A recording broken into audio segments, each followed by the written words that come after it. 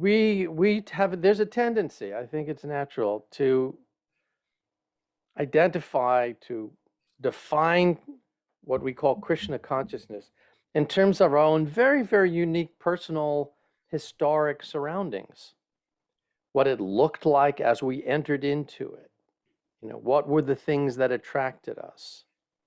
The way the prasadam tasted, the mood in the temple. For me, it was London, 1969, 1970.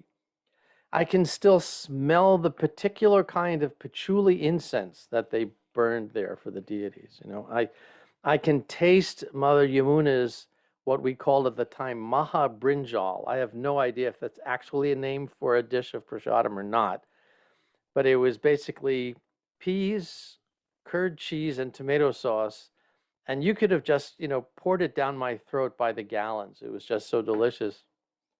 So, we have these kinds of almost, you might say, sentimental attachments to Krishna consciousness psychologically, emotionally, what it means to each of us. There's the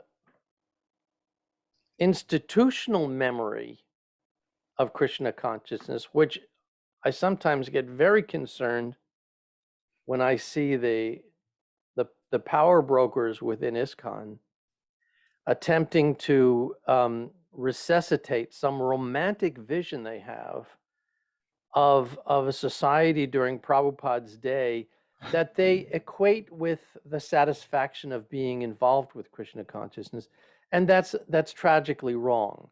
What they're referring to is their own very personal emotional recall, not the world that we inhabit today.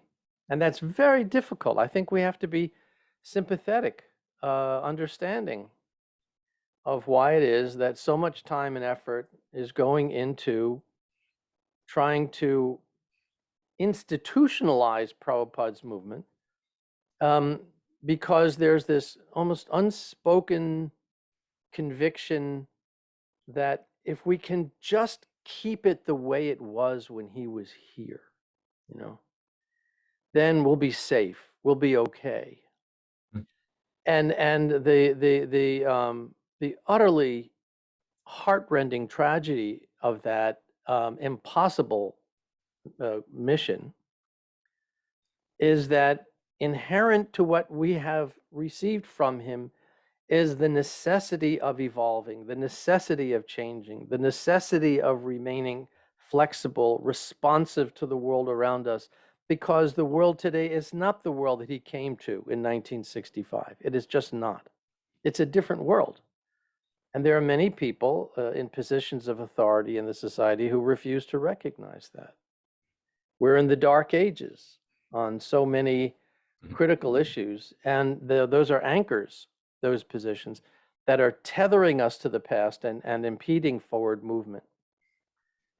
So when you talk about relevance, you're talking about not just a systemic issue, you're talking about a psychological issue, you're talking about an emotional issue, you're talking about fighting biology here, in a sense. What moves us forward as Vaishnavas is compassion for the fallen souls. That's what we're supposed to be doing, is reaching out to people where they are and saying, I feel you. I feel what you're going through.